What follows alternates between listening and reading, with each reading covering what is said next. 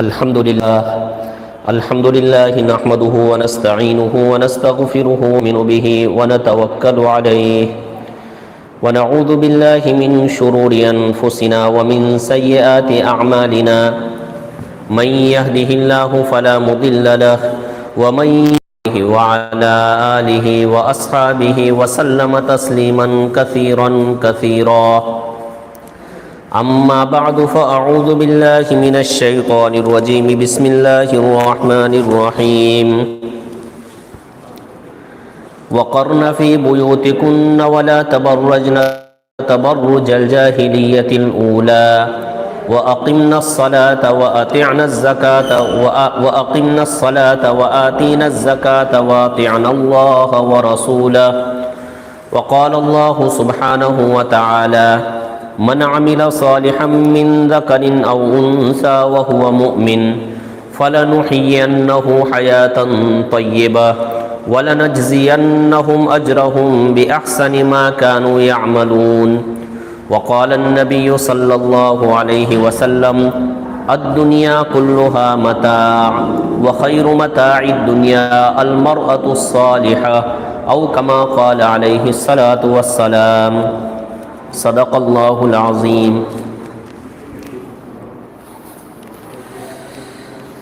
میری محترمہ مائیں اور بہنیں اور معزز خواتین، آپ بہنوں کی بڑی قربانیاں ہیں کہ ایسے آپ یہاں پر حاضر ہو گئی کہ یہ کھانا پکانے کا وقت ہے، بچوں کو اسکول بھیجنے کا وقت ہوتا ہے۔ اللہ تعالیٰ آپ کی قربانیوں کو بے انتہا قبول فرمائے۔ قربانی کے ساتھ جب کوئی عمل کیا جاتا ہے تو اللہ کے نزدیک بڑا مقبول عمل بن جاتا ہے۔ مجمعین نے بایعنا رسول اللہ صلی اللہ علیہ وسلم فی المنشط والمکرہ فی العسر والیسر، ہم نے حضور پاک علیہ الصلوۃ والسلام کے دستے مبارک پر بیعت کی ہے، ہمارا جی اس کو قبول کرے گا تب بھی آپ کی بات مانیں گے، اور ہمارا جی قبول نہیں کریں گا تب بھی آپ کی بات مانیں گے، تنگیوں میں بھی آپ کی بات مانیں گے اور خوشحالی میں بھی آپ کی بات مانیں گے۔ تو میری محترم مائیں اور بہنیں، یہ آپ کی بہت بڑی قربانی ہے کہ آپ یہاں پر حاضر ہو گئی۔ اللہ تعالی ہماری حاضری کو بے انتہا قبول فرمائے، اور اس میں جو کچھ کہا جائے، جو کچھ سنا جائے، اللہ تعالی اس کی اچھی باتوں پر ہمیں عمل کرنے کی توفیق عطا فرمائے۔ میری محترم مائیں اور بہنیں، اللہ تعالیٰ نے ہمیں بہت بڑی نعمت عطا فرمائی جس کو نعمت اسلام کہا جاتا ہے اور نعمت ایمان کہا جاتا ہے۔ بہت بڑی نعمت ہے یہ، اتنی بڑی نعمت ہے کہ آسمان اور زمین ان کے مقابلے میں ہیچ ہیں۔ دریا اور پہاڑ اور ندیاں اور ستارے اور چاند اور سورج اس نعمت کے مقابلے میں ہیچ ہیں جو نعمت اللہ تعالیٰ نے ہمیں عطا فرمائی۔ ماں نبودیم و تقاضۂ ماں نبوت، کہ ہم بھی نہیں تھے اور ہماری طرف سے کوئی تقاضا بھی نہیں تھا، اللہ تعالی نے گھر بیٹھے یہ نعمت ہمیں عطا فرمائی۔ ہاں، اس نعمت کی ہمیں بہت زیادہ قدر کرنی ہے۔ ایمان کی نعمت وہ نعمت ہے کہ جس نعمت کی وجہ سے دنیا کے اندر ہمارا کیا ہوا ہر عمل قابل وقت بن جاتا ہے۔ ہمارا سونا، ہمارا جاگنا، ہمارا اٹھنا، ہمارا بیٹھنا، ہمارا چلنا، ہمارا پھرنا، ہمارا سفر، ہمارا حضر، یہ ساری چیزیں صفت ایمان کی وجہ سے، ایمان کی نعمت کی وجہ سے باوقت اور قیمتی بن جاتی ہیں۔ اور الیاذ باللہ اگر ایمان کی نعمت نہیں ہے تو وقتی طور پر تو نعمتوں کے منافع ہمیں مل جائیں گے، لیکن آخرت میں یہ ساری چیزیں ہمارے لیے بوجھ بن جائے گی۔ اس لیے اس نعمت پر ہمیں بہت زیادہ شکر ادا کرنا ہے کہ یا اللہ آپ نے یہ نعمت ہمیں عطا فرمائی، اور اپنی زبان سے ہمیں یہ کہنا چاہیے الحمدللہ الذی ہدانا لہذا وما کنا لنہتدی لولا ان ہدانا اللہ، یا اللہ آپ ہی کی ہم تعریف کرتے ہیں کہ آپ نے ہمیں یہ نعمت ہمیں عطا فرمائی، ورنہ اگر آپ کی توفیق شامل حال نہ ہوتی تو ہم ان نعمتوں کو پانے والے نہ ہوتے۔ حضور پاک علیہ الصلوۃ والسلام اللہ تعالیٰ سے دعا فرماتے تھے اللہم لک الحمد بما ہدیتنا ولک الحمد بما سترتنا ولک الحمد بالقرآن ولک الحمد بالاہل والمال والمعافات، یا اللہ ہم تعریف کرتے ہیں آپ کی کہ آپ نے ہمیں ایمان کی نعمت عطا فرمائی اور آپ نے ہمیں ہدایت سے مالا مال فرمایا، وَلَكَ الْحَمْدُ بِمَا أَكْرَمْتَنَا، یا اللہ ہم آپ کی حمد و ثنا کرتے ہیں کہ آپ نے ہمارا اکرام فرمایا، وَلَكَ الْحَمْدُ بِمَا سَتَرَنَا، ہم آپ کی تعریف کرتے ہیں اس بات پر کہ آپ نے ہمارے عیبوں پر پردہ ڈال دیا۔ میری محترم مائیں اور بہنیں، ایمان تو اللہ تعالیٰ نے ہمیں عطا فرمایا، لیکن ایمان کے تقاضے کیا ہیں؟ اس کو پہچاننا، اس کا علم حاصل کرنا، یہ ہمارے لیے بہت زیادہ ضروری ہے۔ اگر ایمان کے تقاضے ہم نے نہیں جانے اور گناہوں والی زندگی اگر ہم گزرتی رہی، اور ایمان کا مطلوب کیا ہے، ایمان کا مقصد کیا ہے، ایمانی زندگی کسے کہا جاتا ہے، اس سے اگر ہم جاہل رہی تو پھر ہماری زندگی غیروں والی زندگی بن جائے گی، ہماری زندگی خواہشات والی زندگی بن جائے گی، ہماری زندگی جانوروں والی زندگی بن جائے گی کہ ایمان کے تقاضے ہم نے نہیں جانے اور اس کا علم حاصل کرنے کی ہم نے کوئی کوشش نہیں کی۔ اس لیے اس کو جاننا بہت زیادہ ضروری ہے۔ اللہ تعالیٰ کی مرضیات کو جاننا بھی ضروری ہے اور اللہ تعالیٰ کی نامرضیات کو جاننا بھی بہت ضروری ہے۔ اور اللہ تعالیٰ کی مرضیات اور نامرضیات جاننے کے لیے اللہ تعالیٰ نے اپنے رسولوں کا سلسلہ دنیا میں جاری فرمایا۔ حضرت آدم علیہ السلام سے لے کر حضور پاک علیہ السلام تک اللہ تعالیٰ نے کم و بیش 1.25 لاکھ نبیوں کو دنیا کے اندر بھیجا، اس لیے کہ بندے کے اندر تو وہ آنکھ، بندے کے پاس وہ کان اور بندے کے پاس وہ صلاحیت نہیں ہے کہ براہ راست وہ اللہ تعالیٰ کی مرضیات اور نامرضیات کو جان سکے۔ لا تدرکہ الابصار وہو یدرک الابصار وہو اللطیف الخبیر،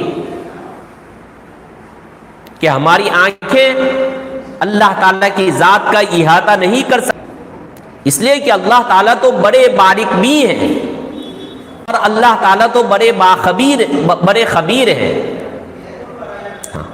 اللہ تعالیٰ ہمارا ادراک کرتے ہیں، ہم اللہ تعالیٰ کا ادراک نہیں کر سکتے۔ اس لیے حضرات انبیاء علیہم السلام کی تعلیمات کو اپنے سینوں سے لگانا، ان کو اپنا امام ماننا، ان کو اپنا مقتدا اور اپنا پیشوا ماننا، ان کے پیچھے چلنا، ان کے تابع رہنا، یہ ہمارے ذمہ ضروری ہے اور فرض ہے۔ اس لیے قرآن کریم میں فرمایا النبی اولا بالمؤمنین من انفسہم وازواجہ امہاتہم، کہ نبی علیہ السلام تم سے بہت زیادہ قریب ہیں، ہم اپنی ذاتوں سے بھی اتنے زیادہ قریب نہیں ہیں جتنے ہمارے نبی ہم سے قریب ہیں۔ وہ ہماری خیر خواہی چاہتے ہیں، وہ ہمیں دنیا اور آخرت کی تنگیوں سے نکالنا چاہتے ہیں۔ انبیاء علیہم السلام ہمیں دنیا کی وسعتیں اور آخرت کی وسعتوں کی طرف لے جانا چاہتے ہیں۔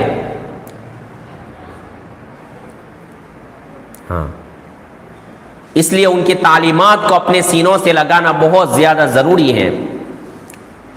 جب تک نبی کی بات ہم نہیں مانیں گے، میری محترم مائیں اور بہنیں، ہماری زندگی مصیبتوں والی زندگی بن جائے گی، پریشانیوں والی زندگی بن جائے گی، اور ہم اپنی زندگیوں کے اندر تنگ آ جائیں گے۔ سب سے پہلے نبیوں پر ایمان لانا ضروری ہے، ان سے محبت کرنا ضروری ہے، ان کو اپنا خیر خواہ سمجھنا ضروری ہے، یہ بہت ضروری ہے۔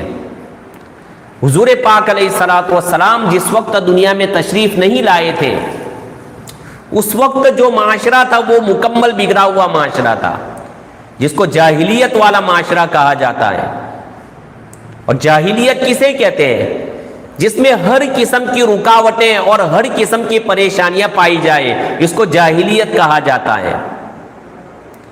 جاہلیت ایسی تاریکی کو کہتے ہیں، اور جاہلیت ایسے اندھیرے کو کہا جاتا ہے کہ جس میں ہر قسم کے خطرات پائے جائیں۔ بندہ جب اندھیرے کے اندر نکلتا ہے تو اس بات کا بھی خطرہ ہوتا ہے کہ کیلے کا چھلکا آ جائے گا اور میں پھسل جاؤں گا،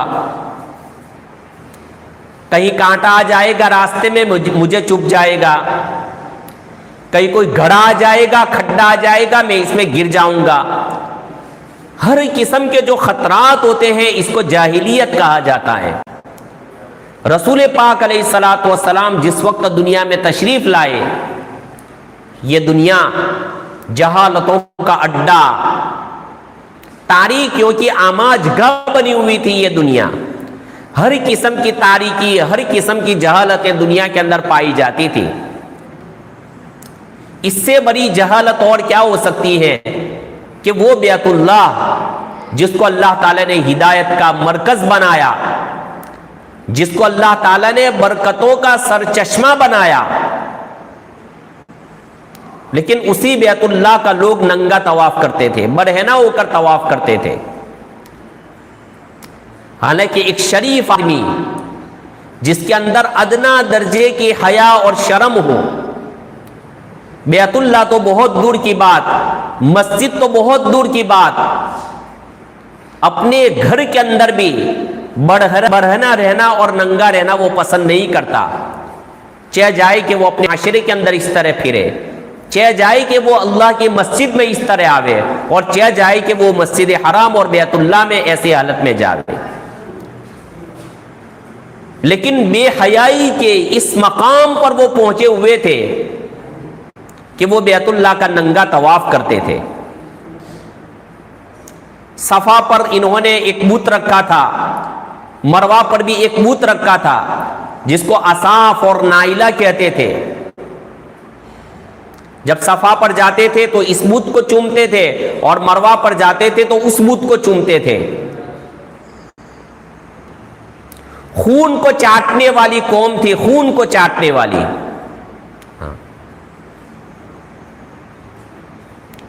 آج ادنا درجے کا انسان بھی اس سے کراہت محسوس کرے گا، لیکن یہ خون کو چاٹتے تھے۔ سفر میں جاتے تھے، پتھروں کو کر جاتے تھے، 3 پتھر ہوتے تھے، 2 سے استنجا کرتے تھے، اور تیسرا جب باقی رہ جاتا تھا تو اسی کو اپنا معبود بناتے تھے اور اسی کی پوجا کرتے تھے۔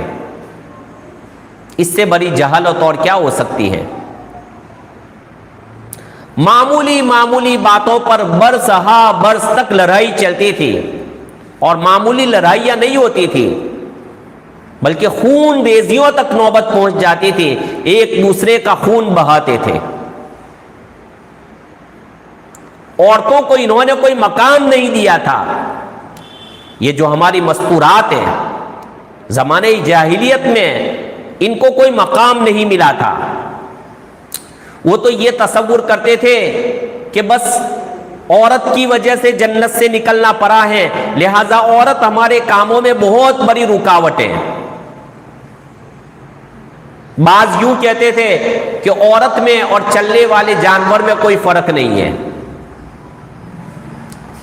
بعض لوگ عورت کے بارے میں یہ تصور کرتے تھے کہ عورت پورا انسان نہیں ہے بلکہ یہ تو آدھا انسان ہے۔ انہوں نے عورتوں کو گری پڑی چیز بنا رکھا تھا کہ عورتوں کا ہمارے سماج میں کوئی مقام نہیں ہے۔ عورتوں کو کسی قسم کی کوئی عزت نہیں دی جائے گی جیسے مردوں کی عزت ہوتی ہے، بلکہ مکہ مکرمہ میں جہاں کسی کے گھر بچی پیدا ہوئی تو اس بچی کو رکھنا اپنے لیے باعث عار سمجھتے تھے کہ ہمارے لیے شرم کا یہ مقام ہے کہ ہمارے گھر بچی پیدا ہوئی۔ ہاں، یہاں بچی پیدا ہوتی ہیں اور وہاں اس کے لیے گھڑا تیار کیا جاتا ہے اور زندہ درگور زندہ اس کو وہاں دفن کر دیا جاتا ہے۔ وہ چاہتے تھے کہ ہمارا کوئی داماد نہ بنے۔ قرآن کریم میں اس حکایت کو اللہ تعالی نے بیان فرمایا، وَإِذَا بُشِّرَ أَحَدُهُمْ بِالْأُنْثَى ظَلَّ وَجْهُهُ مُسْوَدًّا وَهُوَ كَظِيمٌ۔ جب کسی کو اس بات کی خبر دی جاتی تھی کہ تمہارے گھر لڑکی پیدا ہوئی تو اس کا چہرہ کالا پڑ جاتا تھا، وَهُوَ كَظِيمٌ، اور اندر ہی اندر وہ گھٹتا تھا، يَتَوَارَى مِنَ الْقَوْمِ، وہ اپنی سوسائٹی سے چھپ جاتا تھا، لوگوں کے سامنے مجھے نہیں آنا ہے۔ ہاں، أَيُمْسِكُهُ عَلَى هُونٍ أَمْ يَدُسُّهُ فِي التُّرَابِ، اگر میں بچی کو رکھوں گا تو ذلتی کے ساتھ مجھے زندگی گزارنی پڑے گی، اور اگر اس کو میں دفن کر دوں گا تو یہ ذلتی کا جو سکہ میرے اوپر لگا ہے وہ ختم ہو جائے گا۔ ہاں،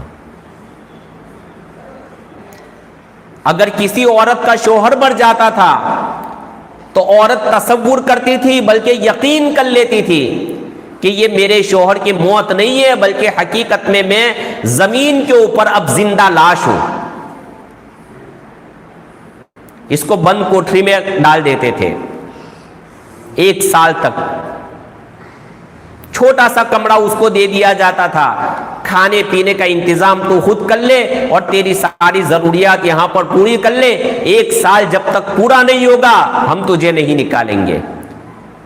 میری محترم مائیں اور بہنیں، میں اس لیے بتا رہا ہوں کہ اسلام نے عورت کو کتنا اونچا مقام دیا، پیغمبر اسلام نے عورت کو کتنا اونچا مقام دیا، باقی دنیا کے لوگوں نے عورت کو کوئی مقام نہیں دیا تھا۔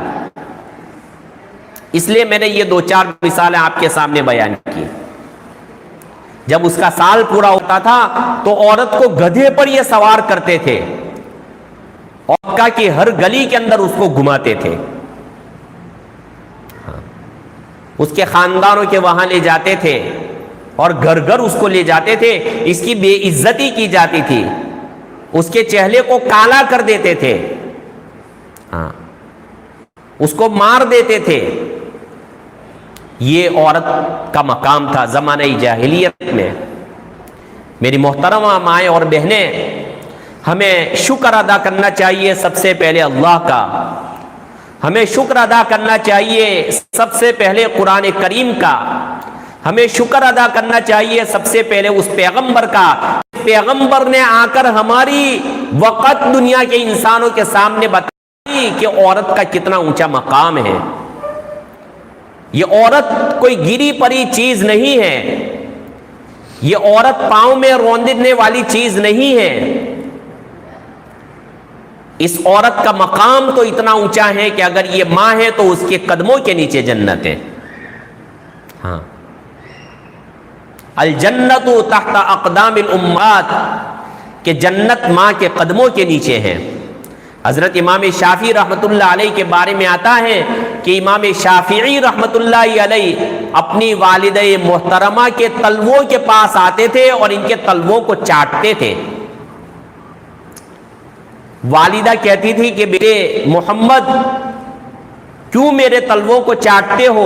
پوری دنیا آپ کا اکرام کرتی ہے، آپ کی عزت کرتی ہے۔ تو فرماتے تھے والدہ محترمہ، میں آپ کے تلووں کو نہیں چاٹتا ہوں بلکہ حقیقت میں جنت کو چاٹ رہا ہوں۔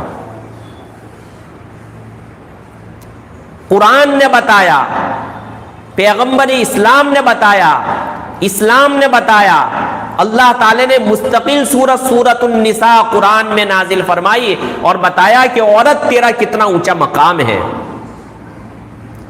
تجھے دنیا والے عزت نہ دے تو نہیں دیں گے، ہم نے تجھے عزت دی، رب ذوالجلال نے تجھے عزت دی ہے۔ ہاں، اس نبی نے تجھے عزت دی ہے جس نبی کی عزت آسمانوں پر ہوئی، اس قرآن نے عزت تجھے دی ہے جس قرآن کا مقام سب سے اونچا ہے، اور اس پیغمبر، اس اسلام نے تجھے عزت دی ہے کہ جس سے بڑھ کر کوئی دین نہیں ہے۔ حضرت عمر رضی اللہ تعالیٰ عنہ فرمایا کرتے تھے ہمیشہ ایک جملہ، نحن قوم اعزنا بالاسلام، کہ ہم ایسی قوم ہیں کہ اللہ تعالیٰ نے اسلام کے ذریعے ہمیں عزت عطا فرمائی ہے۔ اگر اسلام کو چھوڑ کر کسی کے در پر عزت حاصل کرنے کے لیے ہم جائیں گے تو اللہ تعالیٰ ذلیل کر کے ہمیں چھوڑے گا۔ عزت ہمیں ملے گی تو اسلام کے راستے پر ملے گی، اور ایمان کے راستے میں ہمیں عزت ملے گی، اور کوئی عزت حاصل کرنے کا راستہ نہیں ہے۔ تو میری محترمہ مائیں اور بہنیں، ہم اپنی عزت کو تار تار نہ کریں، ہم اپنی عزت کا سودا نہ کریں، ہم بے محابہ کھلے عام نہ گھومیں، ہم اپنے آپ کو پردے سے سجاویں، ہم اپنے آپ کو حیا سے سجاویں، ہم اپنے آپ کی قدر پہچانے کہ ہم کون ہیں، ہمارے ذریعے کتنے اولیاء دنیا کے اندر وجود میں آئے۔ نبی بھی جو وجود میں آتے ہیں وہ ماؤں کے پیٹوں سے نکلتے ہیں، پھر اللہ تعالیٰ ان سے کتنا زیادہ کام لیتے ہیں۔ اللہ تعالیٰ نے آپ کے مقام کو بہت اونچا کیا ہے۔ آج ہماری غلط فہمی ہے، غلط سوچ ہے کہ ہم نے ہماری پونجی کی طرف اور ہمارے سرمائی کی طرف ہم نے نظر نہیں کی، بلکہ دنیا اور ایمان کے سوداگر جو ہیں ان کی طرف ہم نے نظر کی۔ اور آج ہم نے اپنے مقام کو چھوڑ دیا، اس وجہ سے یہ ساری باتیں آج معاشرے کے اندر وجود میں آتی ہیں۔ اس لیے سب سے پہلے یہ جاننا بہت ضروری ہے کہ ہمیں اسلام کے ذریعے عزت ملی ہے اور ایمان کے ذریعے عزت ملی ہے۔ حضور پاک علیہ الصلوۃ والسلام کی سنتوں سے اپنے آپ کو سنوارنا، ان زیورات سے اپنے آپ کو آراستہ کرنا، یہ ہمارے واسطے بہت ضروری ہے۔ آج ہماری بہت بدقسمتی ہے میری محترم مائیں اور بہنیں، یہ جو رسم و رواجات کافرانہ اور جاہلانہ رسومات کے اندر آج ہم گر گئی ہیں، اور آج ہم نے اپنے آپ کو اوپن کر دیا دنیا کی قوموں کے سامنے، آج ہم نے اپنے آپ کو ظاہر کر دیا۔ یہ آج ہماری بہت بڑی حماقت ہے، اپنے مقام کو نہ سمجھنے کی وجہ سے یہ ساری چیزیں وجود میں آئی۔ قرآن کریم میں جہاں مرد کا تذکرہ کیا وہاں پر عورت کا تذکرہ کیا۔ بعضی چیزوں کے اندر اللہ تعالی نے عورت کو الگ رکھا ہے، باقی برابر سرابر رکھا ہے مردوں کے، کہ عورت نبی نہیں بن سکتی، عورت خلیفہ نہیں بن سکتی، اور باقی عورت ولیہ بھی بن سکتی ہے، عورت متقیہ بھی بن سکتی ہے، عورت صالحہ اور خاشعہ بھی بن سکتی ہے۔ کو تقوی کے زیور سے جتنی زیادہ سزا کی، اس کا اثر اپنے معاشرے پر اتنا ہی زیادہ سے زیادہ پڑے گا۔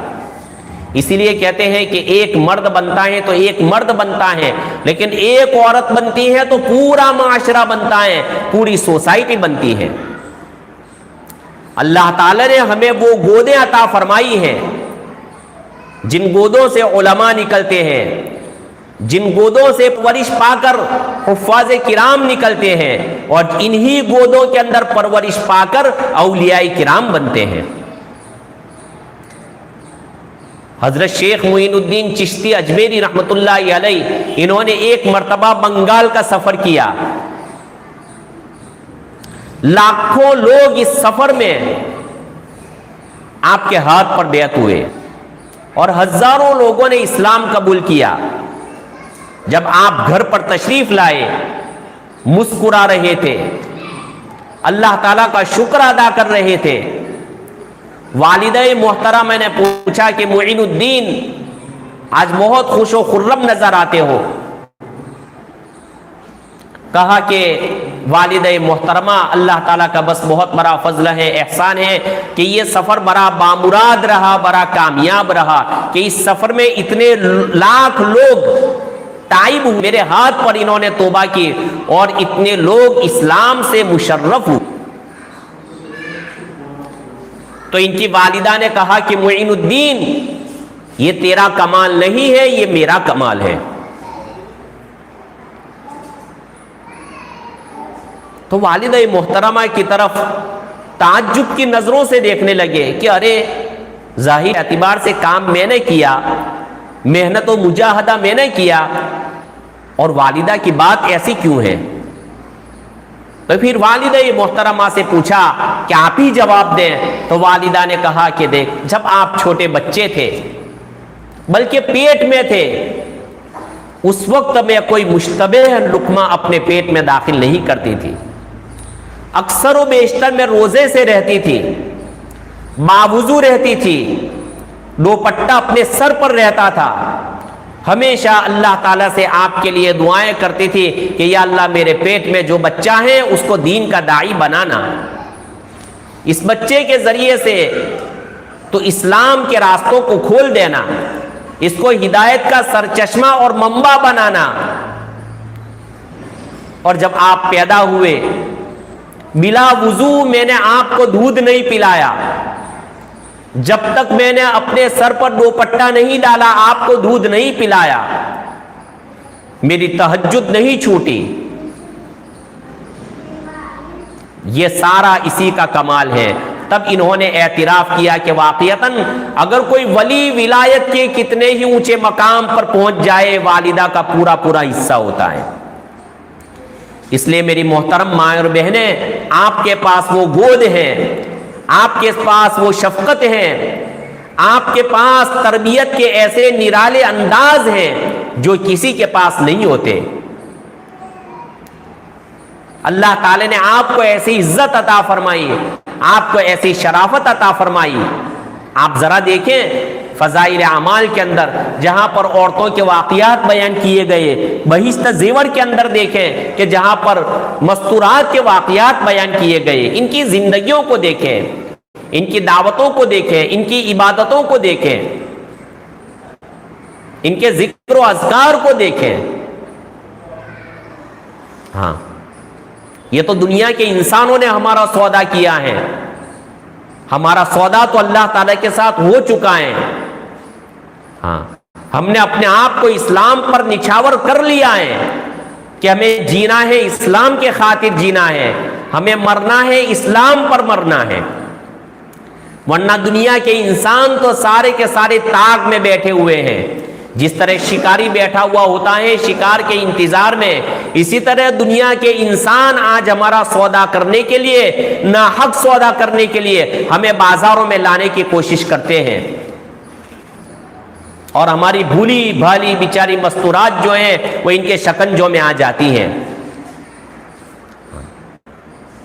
اپنا مقام سمجھیں میری محترم ماں اور بہنیں، اپنا مقام سمجھیں۔ ہماری قیمت تو اللہ تعالی نے لگائی ہے، ہماری قیمت پیغمبر اس نے لگائی ہے، اور ایسی قیمت لگائی ہے، ایسی قیمت لگائی ہے کہ دنیا انسان ایسی قیمت نہیں لگا سکتے۔ لیکن کیا بات ہے، معلوم نہیں کس کی نظر، بری نظر ہمارے اوپر لگ گئی کہ آج خوشی کے موقع پر، غمی کے موقع پر ہمارے اندر ایسے کافرانہ اور جاہلانہ رسوم اور رواج داخل ہو گئے کہ جو ہمارے دین سے ذرا برابر میل نہیں کھاتے، ہماری شریعت سے ذرا بھی ان کا جوڑ نہیں ہے، بلکہ یہ سب کے سب جاہلانہ اور کافرانہ رسوم ہے۔ ہاں، یہ سب کے سب گناہ بن جاتے ہیں، یہ سب کے سب ہمارے اوپر وبال بن جاتے ہیں۔ اور شادی میں ایک دو جگہ جب یہ چیزیں وجود میں آتی ہیں تو اس کی دیکھا دیکھی دوسری جگہوں پر یہ چیزیں آنن فانن وجود میں آ جاتی ہیں۔ ہم جانتی نہیں ہیں کہ گناہ کیا چیز ہے۔ ہاں میری محترمہ مائیں اور بہنیں، وقتی طور پر یہ ساری چیزیں اچھی لگتی ہیں، ہمارا نفس خوش بھی ہو جاتا ہے، لیکن اس کا انجام بہت خطرناک ہے اور بہت برا ہے۔ ہم نہیں سمجھتے کہ گناہ کسے کہتے ہیں، اللہ کی ناراضگی کسے کہتے ہیں، اور گناہ کے اثرات ہماری ذاتوں پر کتنے پڑتے ہیں، رسم و رواج کے اثرات ہماری اولاد پر کتنے پڑتے ہیں۔ ہاں، جیسے نیکی کے اثرات پڑتے ہیں، گناہ بھی اپنا اثر چھوڑتے ہیں۔ ہاں، ہماری زبانوں سے نکلی ہوئی ساری باتیں نوٹ کی جاتی ہیں، اور ہمارے ہاتھوں سے کیے ہوئے سارے اعمال، ہمارے اعضائے جسم سے کیے ہوئے سارے اعمال نوٹ کیے جاتے ہیں۔ قیامت کے دن اس کا وزن کیا جائے گا۔ اور العیاذ باللہ میری محترم ماں اور بہنیں، اگر معاشرے میں ہمارے غلط کام کرنے کی وجہ سے وہ چیز اگر وجود میں آ گئی اور ہماری آنے والی نسلیں ان کو لینے والی بن گئی، ہم تو مر جائیں گے، لیکن یہ سارا بوجھ گناہوں کا ہم لے کر جائیں گے۔ ہم کیا جواب دیں گے اللہ تعالیٰ کے یہاں؟ ذرا سوچے تو صحیح، ہمیں مرنا ہے، موت آنی ہے، دنیا کی زندگی بہت معمولی زندگی ہے۔ اپنی موت کا استحضار ہمیشہ اپنے سامنے رکھیں، ہمیں بھی رکھنا ہے، آپ کو بھی رکھنا ہے۔ اللہ کے سامنے کیا جواب دیں گے؟ زندگی کا کوئی بھروسہ نہیں ہے۔ ہاں، اس پاک ذات کے سامنے ہمیں جواب دینا ہے، لیس بینہ و بینہ ترجمہ، کہ براہ راست اللہ تعالی ہم سے سوال کریں گے اور براہ راست اللہ تعالی کے سامنے جواب دینا ہے۔ اس کا انجام کیا ہونے والا ہے؟ اگر دین کے اندر ہم نے ایسی رسومات کو داخل کر دیا، بلا ضرورت ہم نے بڑے بڑے جہیزوں کو دین شادیوں میں داخل کر دیا، حضور پاک علیہ الصلوۃ والسلام جب قیامت کے دن ہم سے پوچھیں گے ہمارے پاس کیا جواب ہوگا؟ ذرا سوچیں۔ حوض کوثر پر آپ تشریف فرما ہوں گے، آب کوثر پینے کے لیے لوگ وہاں پر بھیڑ لگائیں گے، بعض لوگوں کو وہاں پر جانے دیا جائے گا۔ حضور پاک علیہ الصلوۃ والسلام اپنی نگرانی میں اپنی امت کو آب کوثر پلائیں گے، بعضوں کو جانے دیا جائے گا اور فرشتے بعضوں کو وہاں سے دھکا مار مار کر پیچھے ہٹائیں گے۔ رسول پاک علیہ الصلوۃ والسلام فرمائیں گے کہ یہ تو میری امت ہے، ان کو آنے دو۔ تو فرشتے کہیں گے یا رسول اللہ انک لا تدری ما احدثوا بعدک، آپ نہیں جانتے کہ آپ کے چلے جانے کے بعد، آپ کی وفات کے بعد انہوں نے دین میں کیسی نئی نئی چیزیں ایجاد کی، آپ نہیں جانتے۔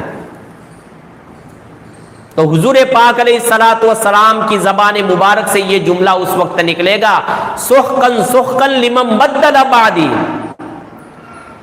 ان کو میرے سامنے سے ہٹاؤ، ان کو میرے سامنے سے ہٹاؤ جنہوں نے میرے چلے جانے کے بعد دین میں نئی نئی باتوں کو ایجاد کر دیا۔ یہ جو شادیوں میں رسم و رواج ہوتے ہیں، یہ ساری نئی نئی باتیں ہیں، یہ کافروں سے لی گئی ہیں، یہ زمانے جاہلیت سے یہ ساری باتیں لی گئی، ورنہ اسلام کے اندر شادی تو بہت زیادہ آسان ہے۔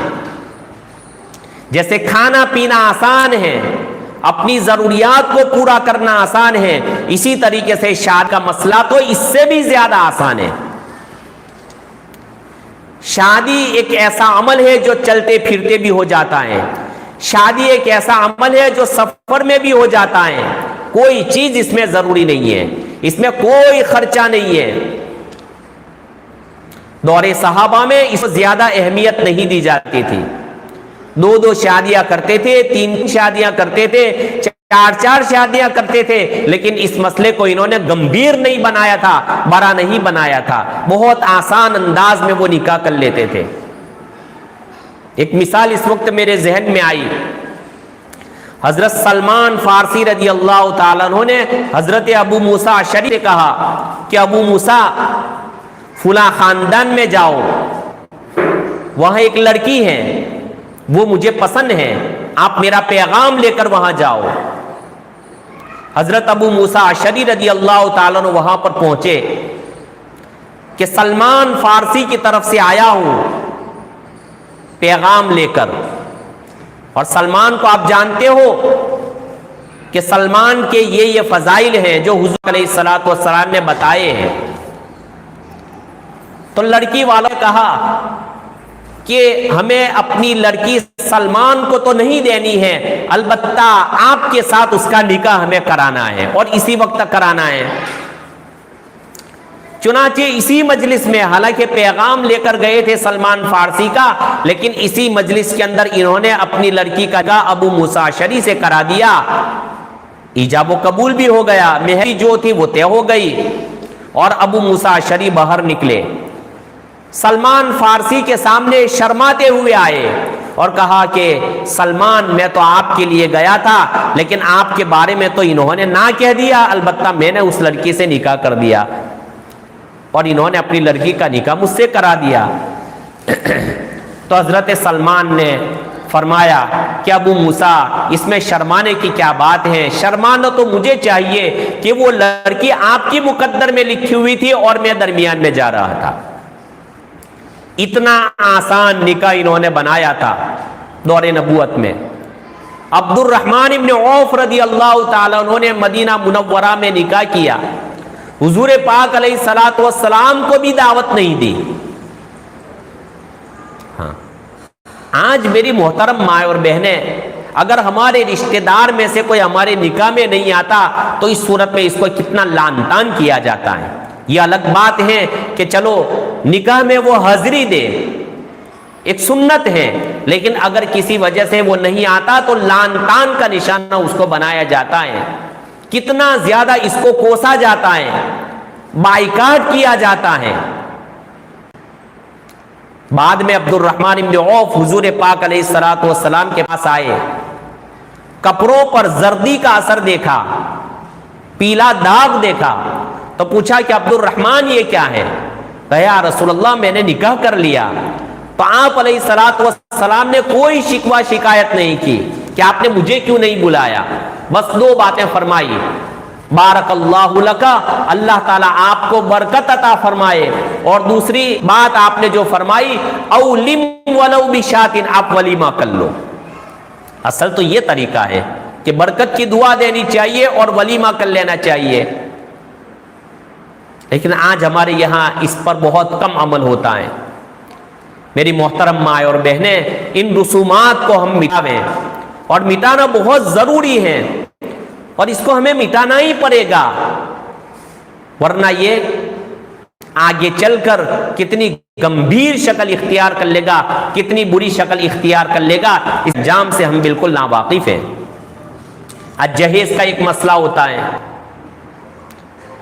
جہیز تو ہے ہی نہیں۔ حضور پاک علیہ الصلوۃ والسلام نے اپنی بیٹی حضرت فاطمہ کو چند چیزیں عطا فرمائی، وہ بھی اس وجہ سے عطا فرمائی کہ حضرت علی رضی اللہ عنہ آپ کی پرورش میں پہلے سے تھے، اور حضرت علی بیچارے غریب تھے، ان کے پاس کوئی چیز نہیں تھی، تو آپ نے تکیہ عطا فرمایا، گدا عطا فرمایا، چکی عطا فرمائی، اور دو چار برتن عطا فرمائے۔ لیکن آج ہم نے جہیز کے نام پر کتنی زیادہ تباہی مچا دی ہے۔ ہاں، بعض نکاحوں کے اندر تو شرط لگائی جاتی ہے کہ جہیز دینا پڑے گا۔ چلو والدین اپنی لڑکی کو کچھ دے اپنی طرف سے، لیکن جہیز کا مطالبہ لڑکے والوں کی طرف سے بالکل جائز نہیں ہے، اور لڑکی والوں کو دینا یہ ضروری بھی نہیں ہے۔ اگر اپنی خوشی سے کوئی چھوٹی موٹی چیز اگر دے دیں تو اس میں کوئی حرج نہیں ہے، لیکن لڑکے والے اس کو مانگ بھی نہیں سکتے، اور لڑکی والوں کو دینا یہ ضروری بھی نہیں ہے۔ کتابوں کے اندر میں نے ایک واقعہ پڑھا کہ ایک مرتبہ ملک شام کے ایک بزرگ پڑوس ملک میں آئے ہوئے تھے، شیخ عبد الفتاح جن کا نام تھا، بڑے آدمی تھے۔ شیخ عبد الفتاح بیٹھے ہوئے تھے، مقامی کوئی آدمی ان کی ملاقات کرنے کے لیے پہنچا، اور شیخ عبد الفتاح سے اس نے دعا کی درخواست کی کہ حضرت دعا کیجئے کہ اللہ تعالیٰ میری بچیوں کا نکاح آسان فرما دے۔ کہا کہ رشتہ طے ہو چکا یا نہیں؟ کہا کہ رشتہ تو طے ہو چکا۔ کہ آپ کی لڑکیاں بالغ ہیں کہ نہیں؟ کہا کہ حضرت بالغہ ہیں۔ کہا کہ پھر کس چیز کی آپ دیر کرتے ہو؟ کہ حضرت دینے کے لیے سامان میرے پاس نہیں ہے، میرے پاس دینے کے لیے سامان نہیں ہے۔ کہا کہ آپ کے لڑکے ہیں یا لڑکی ہیں؟ کہا کہ لڑکیاں ہیں۔ کہا کہ لڑکیوں کو تو سامان کی کوئی ضرورت نہیں ہے، اس لیے کہ نکاح میں تو جو کچھ خرچہ ہوتا ہے وہ لڑکے کے ذمے ہوتا ہے، اور وہ دو خرچے ہوتے ہیں، ایک خرچہ تو واجب ہوتا ہے اور ایک خرچہ جو ہوتا ہے وہ مسنون ہوتا ہے، سنت ہوتا ہے۔ مہر کا جو خرچہ ہے وہ تو کیا ہے؟ واجب ہے، اور ولیمہ یہ تو مسنون ہے۔ کہا کہ حضرت میرے پاس جہیز میں دینے کے لیے کوئی چیز نہیں ہے۔ تو حضرت نے پوچھا کہ جہیز یہ کیا چیز ہوتی ہے؟ تو فرمایا کہ نکاح کے بعد لڑکی والوں کی طرف سے بہت سارا سامان لڑکے والوں کو دینا پڑتا ہے، کبھی کار ہوتی ہے، کبھی بائک ہوتا ہے، اور کبھی گھر دینا پڑتا ہے، کبھی زمین دینی پڑتی ہے۔ تو حضرت سر پکڑ کر بیٹھ گئے کہ یا اللہ، لڑکیوں کا کون سا ایسا جرم ہے کہ جس جرم کی وجہ سے ان کو سزا دی جاتی ہے؟ یہ اس لیے میری محترم ماں اور بہنیں، جہیز کا یہ مطالبہ بالکل درست نہیں ہے، یہ صحیح نہیں ہے، اس سے ہم پرہیز کریں، ورنہ یہ نکاح ہمارے بہت زیادہ مہنگے ہو جائیں گے، بہت مہنگے ہو جائیں گے۔ آج بہت سارے علاقوں میں ہم دیکھتے ہیں، بہت سارے صوبوں میں دیکھتے ہیں، بیچارے بچے پریشان ہیں، 30 سال کی عمر ہو گئی، 35 سال کی عمر ہو گئی، نکاح نہیں کرتے۔ لڑکیاں بیچاری جوان ہو گئی، جہیز میں دینے کے لیے سامان نہیں ہے، نکاح نہیں کرتے۔ ہمارے ایک ہندوستان کے بہت بڑے بزرگ تھے، حضرت مولانا ابو الحسن علی ندوی رحمۃ اللہ علیہ، لکھنؤ کے اندر تھے۔ ایک مرتبہ ایک اڈھیر عمر کا آدمی جو اپنے بڑھاپے کو پہنچنے والا تھا، حضرت کے پاس آیا اور آ کر کہا کہ حضرت دعا فرمائیں، میری 4 بیٹیاں ہیں، چاروں بیٹیاں میری نوجوان ہیں، نکاح کے لائق ہو چکی ہیں، لیکن میرے پاس جہیز میں دینے کے لیے کوئی سامان نہیں ہے۔ سامنے جہیز مانگتے ہیں، جہیز کی شرط لگاتے ہیں کہ اس شرط پر ہم آپ کی لڑکیوں سے نکاح کریں گے کہ آپ ہمیں اتنا ساز و سامان دو۔ حضرت آپ دعا فرمائیں، یہ میری 4 بیٹیاں میرے لیے مجبوریاں بن گئی ہیں، میں کیا کروں؟ صبح بھی ان کے چہرے کو دیکھ کر روتا ہوں اور رات کو بھی میں روتا ہوں، جوان ہے میرے سامنے ہے، کیا کروں؟ پھر اس نے جو جملہ کہا، جس جملے کی وجہ سے حضرت زارو قطار رونے لگے، اس نے کہا کہ حضرت اگر آپ اجازت دیں تو 4 بیٹیوں کے ساتھ میں خودکشی کر لوں، پھانسی دے کر مر جاؤں، اپنی بیٹیوں کو بھی مار دوں، میں بھی مر جاؤں، کیا کروں میں؟ میری محترم ماں اور بہنیں، ان رسوم کو اور ان رواجات کو ہم معمولی نہ سمجھیں۔ خون کے آنسو یہ چیزیں ہمیں رلانے والی ہیں، آج نہیں تو کل گناہ کے اثرات ضرور پڑتے ہیں، اور آج جتنے بھی یہ خلاف شریعت باتیں ہمارے نکاحوں کے اندر ہو رہی ہیں، آپ اس کے اثرات کو دیکھ لینا۔ ہاں، نیکی میں جیسے میں نے ابھی کہا، نیکی میں تاثیر ہیں، اسی طریقے سے گناہ کے اندر بھی تاثیر ہے۔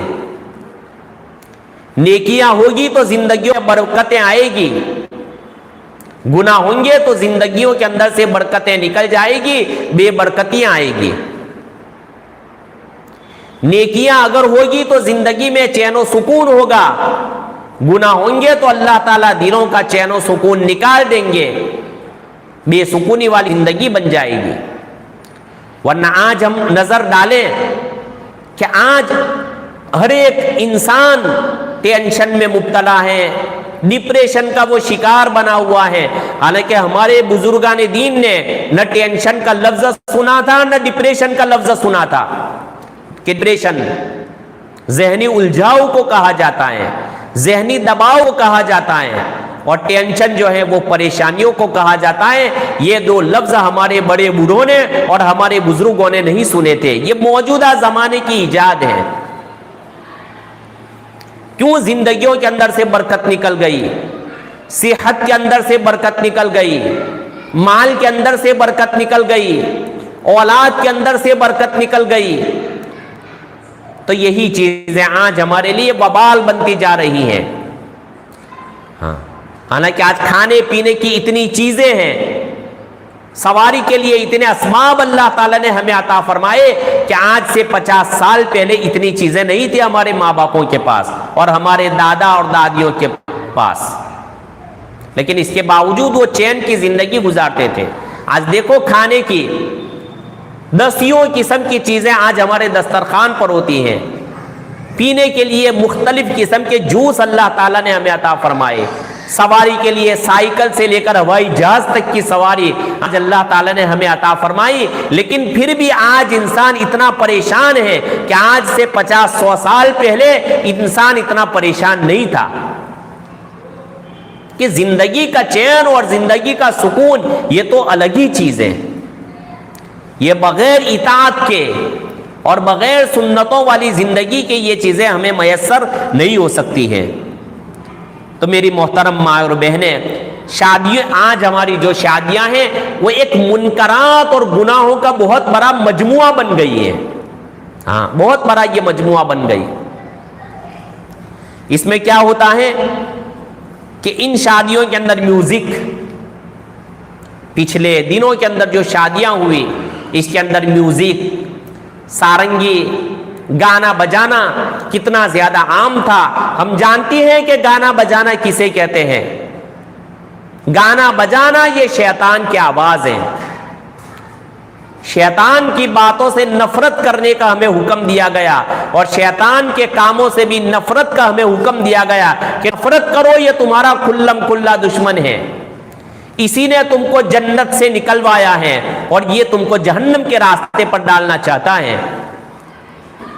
اس کی آواز بھی مت سنو, اس کے کاموں میں شریک بھی مت ہو. قرآن نے اس کی آواز کو, سنگیت کی آواز کو, موسیقی کی آواز کو اور ایسی قوالی کہ جس قوالی کے اندر ایسا گانا بجانا ہوتا ہے, میوزک ہوتی ہے, قرآن نے کہا وَاسْتَفْزِزْ مَنِ اسْتَطَعْتَ مِنْهُمْ بِصَوْتِكَ, یہ شیطان کی آواز ہے. شیطان اپنی آواز کے ذریعے سے لوگوں کو کنٹرول میں لانا چاہتا ہے, قابو میں لانا چاہتا ہے. اس سے ہمیں بہت زیادہ پرہیز کرنے کی ضرورت ہے. ہاں وقتی طور پر تو ہمیں نفع ہے, نفس کے چوچلے ہیں, ہمارا نفس اس سے خوش ہوتا ہے, لیکن اس کے اثرات جو ہیں وہ بڑے سنگین اثرات ہیں. یہ سب بھگتنا پڑے گا, یہ ضائع ہونے والا نہیں ہے. بندہ آج اگر کوئی گناہ کرتا ہے اللہ تعالیٰ کے یہاں سے اس کو ڈھیل دی جاتی ہے. ہاں فوری طور پر اللہ تعالیٰ کسی کی پکڑ نہیں فرماتے. وَأُمْلِي لَهُمْ إِنَّ كَيْدِي مَتِينٌ, ہاں میں بندوں کو ڈھیل دیتا ہوں, میرا داؤ بڑا مضبوط ہوا کرتا ہے. ہم نے دیکھی میری محترم ماں اور بہنیں, ہم نے ایسی شادیاں دیکھی ہیں جن کو سمجھانے کے لیے بعض مرتبہ علماء گئے, ٹولیاں بن کر گئے, جماعتوں کی شکل میں بن کر پہنچے. انہوں نے بات نہیں مانی, 6 مہینے بھی نہیں ہوئے تھے آپس کے اندر طلاق تک نوبت پہنچ گئی. ان کے خاندانوں میں بکھراؤ پیدا ہو گیا, انتشار پیدا ہو گیا. ایسی شادیوں میں برکت اللہ تعالی نے نہیں رکھی ہے. ان اعظم النکاح برکتن ایسرہ مؤونہ, کہ برکت والا نکاح وہ ہوتا ہے جس میں کم بوجھ ہوتا ہے, جس میں کم خرچہ ہوتا ہے, اس کو برکت والا نکاح کہتے ہیں. ایک ہفتہ پہلے, 10 دن پہلے ہمارے گھروں میں جو اجتماعات ہوتے ہیں شادیوں سے پہلے, محترم مائیں اور بہنیں اس کو بند کریں. ہم گھر کی مالکہ ہیں, ہمارے گھر والے یہ گھر کے مالک ہیں, ان کا کنٹرول چلے گا. بھلا باہر والے ہمارے گھر پر کیسے حاوی ہو سکتے ہیں جبکہ مکان ہمارا ہے, اولاد ہماری ہے, اور وہ ہمارے گھر پر آوے. بند کریں اس کو. اگر ہم نے لوگوں کو خوش کرنے کے لیے اللہ جل شانہ کو ناراض کر دیا, لوگوں کو خوش کرنے کے لیے رسول پاک علیہ الصلوۃ والسلام کو اگر ہم نے تکلیف پہنچائی, رشتہ داروں کو خوش کرنے کے لیے ہم نے اسلامی تعلیمات پر چھری چلائی, تو ان قریب ایسے دن آنے والے ہیں کہ اللہ تعالیٰ ان کے دلوں کے اندر ہماری نفرت پیدا کر دیں گے. ہاں, اور اس بات کو یقین کے ساتھ ہم سنیں کہ ہمارے دل جو ہیں وہ اللہ تعالیٰ کی 2 انگلیوں کے درمیان میں ہیں. ہاں ہمارے دل اللہ تعالیٰ کی 2 انگلیوں کے درمیان میں ہے، اللہ تعالیٰ جب چاہے اس کو پلٹ سکتے ہیں۔ جیسے درخت کا پتا ہوتا ہے، نیچے گرا ہوا ہوتا ہے، اس کے بارے میں کوئی گارنٹی نہیں دی جا سکتی کہ کب یہ سیدھا رہے کب الٹا ہو جائے۔ اسی طرح ہمارے دلوں کی کیفیت ہے۔ حضرت عائشہ رضی اللہ تعالی عنہا نے اپنے بھانجے حضرت عروہ کو یہ نصیحت فرمائی تھی کہ بیٹا عروہ، ایک بات ہماری یاد رکھنا کہ اگر تم نے لوگوں کو خوش کرنے کے لیے اللہ تعالیٰ کو ناراض کر دیا اور لوگوں کو تم نے خوش کر دیا، قریب ایسے دن آنے والے ہیں کہ جن کو خوش کرنے کے لیے اللہ کو ناراض کیا، ان کے دلوں میں تمہاری نفرت اللہ تعالیٰ ڈالیں گے۔ اور اگر وقتی طور پر لوگ ناراض ہو جائیں اور تم نے اللہ کو راضی کر دیا تو ان قریب ایسے دن آنے والے ہیں کہ اللہ تعالیٰ ان کے دلوں میں تمہاری محبت پیدا فرما دیں گے۔ نفرتوں کا دلوں میں پیدا کرنا اور محبتوں کا دلوں میں پیدا کرنا یہ اللہ تعالیٰ کے قبضے میں ہے۔ وَأَلَّفَ بَيْنَ قُلُوبِهِمْ لَوْ أَنفَقْتَ مَا فِي الْأَرْضِ جَمِيعًا مَا أَلَّفْتَ بَيْنَ قُلُوبِهِمْ وَلَكِنَّ اللَّهَ أَلَّفَ بَيْنَهُمْ۔ ہاں، ذرا ہم سوچیں کہ زمانہ جاہلیت میں آپس میں کتنی زیادہ نفرتیں دلوں میں تھی، کتنی زیادہ عداوتیں اور کدورتیں پائی جاتی تھی، لیکن اسلام کی برکت سے اللہ تعالیٰ نے کالوں کو، گوڑوں کو، عربوں کو، اجمیوں کو، قریش کو اور غیر قریش کو ایک دسترخوان پر جمع کر دیا۔ ہاں، اللہ تعالیٰ اپنے نبی سے فرماتے ہیں کہ دنیا بھر کی دولت خرچ کر کے بھی اگر تم ان کے درمیان میں محبت اور بھائی چارگی پیدا کرنے کی کوشش کرو گے تب بھی آپ یہ کام نہیں کر سکتے ہو۔ اللہ تعالیٰ کے پاس یہ لگام ہے۔ تو میری محترمہ مائیں اور بہنیں، اگر ہم نے ان کو خوش کرنے کے لیے جاہلانہ اور کافرانہ رسومات کو اپنی شادیوں میں داخل کر دیا تو وقتی طور پر تو یہ خوش ہو جائیں گے، لیکن اللہ تعالیٰ پھٹن پیدا کر دیں گے دلوں کے اندر۔ ہاں، اس بات کو اچھی طرح ہم یاد رکھیں۔ تو شادیوں سے پہلے جو ہمارے گھروں میں جمیلے ہوتے ہیں اور لوگوں کا اجتماع ہوتا ہے، اور عجیب یہ بات ہے کہ انا للہ 100 مرتبہ اس پر تو ہمیں پڑھنا چاہیے کہ مرد اور عورت اکٹھے ہو کر ناچتے ہیں، گاتے ہیں، کودتے ہیں۔ کتنی بے حیائی کی باتیں، کتنی بے غیرتی کی باتیں، حیا اور شرم ہمارے دلوں سے نکل گئی۔ استغفار ہمیں کرنا چاہیے، اور اگر یہ چیزیں وجود میں آ گئی تو خوب اللہ تعالیٰ سے رونا چاہیے کہ یا اللہ، غفلت کے عالم میں ہم نے ایسا کیا ہے، ہمیں معاف کر دے۔ ہم آپ کے سامنے ہاتھ جوڑتے ہیں، ہم کبھی بھی آپ کو ناراض نہیں کریں گے۔ ہم دعا مانگیں، صلاۃ التوبہ پڑھیں اللہ تعالیٰ کے سامنے۔ ہاں، ناچ گانا اور میوزک رکھی جاتی ہیں۔ قرآن کریم میں اللہ تعالیٰ فرماتے ہیں وَمِنَ النَّاسِ مَن يَشْتَرِي لَهْوَ الْحَدِيثِ لِيُضِلَّ عَن سَبِيلِ اللَّهِ بِغَيْرِ عِلْمٍ وَيَتَّخِذَهَا هُزُوًا، کہ یہ ناچ گانا، مکہ مکرمہ کے اندر ایک آدمی تھا کفار قریش میں سے، اور اسلام کا اور پیغمبر اسلام کا بڑا دشمن تھا۔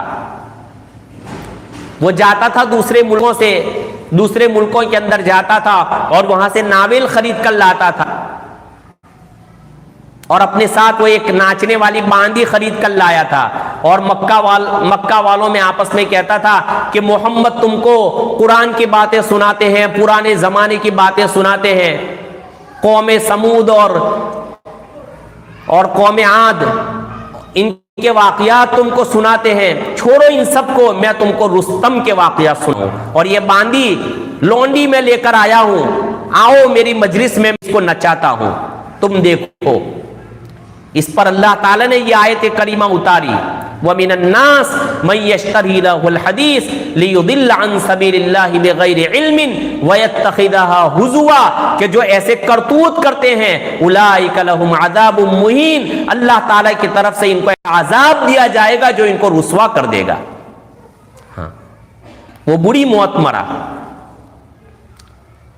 لعنت والی یہ ساری آوازیں ہیں، چاہے وہ ہمارے موبائل کے اندر ہو، چاہے وہ کسی جگہ ریکارڈ کی ہوئی ہو، یا ہماری زبانوں سے ایسی آوازیں نکلے، چاہے وہ موبائل کی ٹون رنگ ہی کیوں نہ ہو۔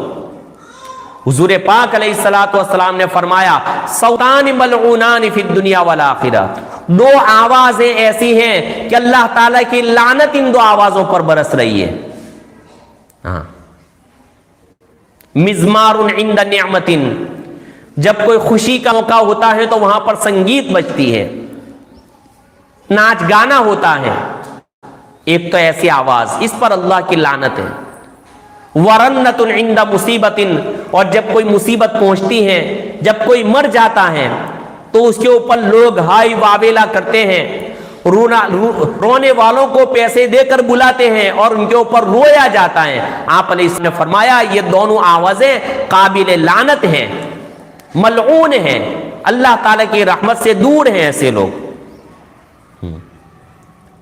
اسی طرح آپ علیہ الصلوۃ والسلام نے فرمایا کہ جو کسی لونڈی کو لائے گا، اس کی آواز کو سنے گا، جیسے ناچنے والی عورتیں ہوتی ہیں، ان کی آواز کو سنے گا، صب فی اذنہ العنت یوم القیامہ، کتنی خطرناک یہ وعید آپ علیہ الصلوۃ والسلام نے سنائی. میری محترم ماں بہنیں، ذرا ہوش کے ناخن ہمیں لینے چاہیے، عبرت کے کانوں سے ہمیں ان احادیث کو سننا چاہیے. ہمارے امام ہیں، ہمارے خیرخواہ ہیں، ہمارے مقتدی ہیں، ہمارے مصلح ہیں، جو ہمیں جہنم سے پکڑ پکڑ کر نکال رہے ہیں اور جنت پر لا کر ہمیں کھڑا کر رہے ہیں. وہ نبی ہم سے کہہ رہے ہیں. اپنے نبی کے احسانات کو ہم نہ بھولیں. وہ فرماتے ہیں کہ جو بھی کسی عورت کا گانا سنے گا، قیامت کے دن تانبے کو پگھلایا جائے گا جہنم کے اندر، اور پگھلایا ہوا تانبا اس کے کانوں میں ڈالا جائے گا. کتنی خطرناک یہ وعید ہے. موبائل کے اندر سے یا کسی عورت سے سنیں، جیسے آج کل شادیوں کے موقع پر ہوتا ہے کہ تماشائی بن کر کھڑے ہیں، اور 8-10 کا ٹولہ جو ہوتا ہے وہ گھومتا ہے دائرے کی شکل میں. اب تالیاں بھی بجاتے ہیں اور یہاں پر میوزک بھی چالو ہے، قوالیاں بھی چالو ہیں، اور یہاں پر ناچ گانا ہو رہا ہے اور لوگ اس کو سن رہے ہیں. وقتی طور پر یہ ساری کانوں کی لذت ہیں. اللہ تعالی ہماری حفاظت فرمائے. یہ قیامت کی نشانیاں ہیں. آپ علیہ الصلوۃ والسلام نے فرمایا ظہرت القینات والمعازف،